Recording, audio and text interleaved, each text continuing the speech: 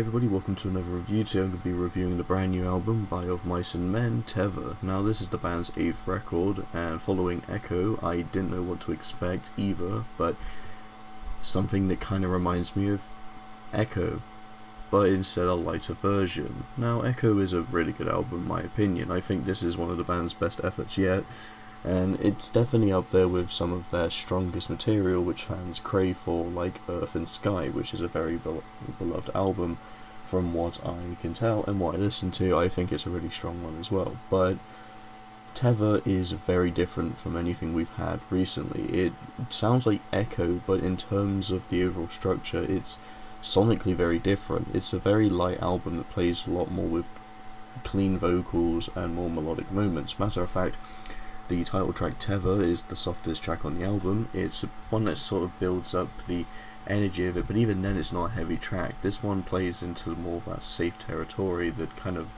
dwells a lot more of the mainstream audience, and I don't think this is a bad idea for Of Mice and Men to kind of do something that feels a little bit softer. I just wish there was more elements that felt less like Echo, because it does still have its own identity. The songs on here, they just because of the softness, and I think even the ambience is pushed up a bit. There's a lot more of a kind of a sci-fi element to some of the tracks. When you hear the synths, when you hear the electronic components into it, it kind of gives you a bit more variation. Matter of fact, I'd probably say this has a little bit of a cinematic feel, especially with tracks like Tether, as I mentioned. I think that's kind of the strong point of this record, is that they managed to make these new ideas work. It feels like they experimented, but also took aspects of what people liked about Echo, but did something that a lot more fans may not like. Of Mice and Men are a metalcore band that just blast out heavy bangers, but this record doesn't really have anything that's consistently heavy. The only stuff that I could even consider that is Eternal Pessimist, and while it does remind me of some of the best material, or at least some of the newer stuff, I personally don't think there's anything else that really carries that on. War Paint is one of the closer tracks to something that tries to go for a more heavy direction, but even that's surrounded by some of the lighter stuff, because you get tracks like Integration, which definitely compared to War Paint is a lot softer. This track is a very more electronic one. It has got the elements, but it kind of goes for a bit more of a softer hard rock approach rather than something that feels more metalcore with the band. And I think this does have some great benefits. If they can make them memorable, if they can make the songs have punchy choruses, just go for a structure that just kind of gives you a bit more of this sort of ethereal drive, which some of the tracks kind of do in a way, that's what I'm happy to see. And Shiver, which is the second track, that's just a lot softer, probably the softest track at that point until you get to Tether, is a really awesome track. And I think the fact that they managed to make these not slower, but softer songs just compel and fit with this overall aesthetic while not feeling too forced of an idea, I think it works quite well. And then you get some tracks that kind of play between the boundaries of that, like Into the Sun, Straight to Castaway. The three tracks there, including Enraptured of course, they do have some more uncleans, but they balance it out with giving you some cleaner verses, or at least some other moments like that. But you do get a lot of, you still get some breakdowns in some of these tracks, like Castaway definitely has got breakdown that you definitely imagine Of Mice and Men would pull off, but then you also get some more melodic moments on tracks like this, and I think it works great. I think these ones are also pretty fun. I think they're just definitely around the point of the record I say is where it isn't quite as good. I definitely say I prefer the start, at least the first 4 tracks, and Into the Sun's kind of a bit, it kind of dips a little bit, but I do really like it still. And I think Enraptured and Castaway, it doesn't go down too much. I like these tracks a lot,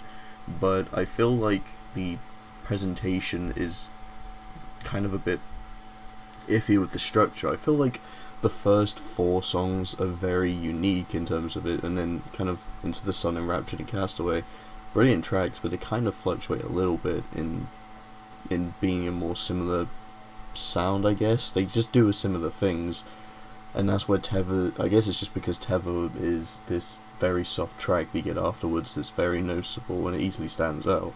And it's probably my least favourite one, Tether, but I think the softness. I think the way that they just drive it is quite a beautiful track, honestly. I think it's a really fun one. And then you go into Indigo and Sephiros, which I think the last 3 tracks are the weakest at the point. I think Indigo's great. I love the chorus on this one, but it's kind of, it's just an average track on this album, I guess. It definitely is the softest of the 3 singles we've heard so far, so this might have been one thing that fans might not like, is this track alone, but I don't think it's too bad, honestly. In Sephiros, it's kind of more one of the more forgettable tracks. Actually, do you know what? I change it. I think that might be my least favourite. Tether is a bit more memorable. I feel like the album, it does have a really good groove all the way through. Even Into the Sun, Enraptured, and Castaway are tracks I do enjoy. I just think they feel a bit too similar in terms of structure. And I guess that's okay, as long as they're still really good songs, but I just think the first 4 tracks is where all the uniqueness of the album goes, and then just kind of towards the end, it does have some great ideas, but I just don't think it's nearly as strong as the tracks before it. But I was pleasantly surprised, because the amount of fans I've seen that just wish for something that was heavier and didn't have as much of the components as Echo, or at least held up to something like Echo, I kind of was thinking this wouldn't be as good, but I personally did enjoy this one quite a lot. I think it is a fun album. If you like bands that kind of go a bit soft, with quite heavy, but they're not too heavy, this album might be for you.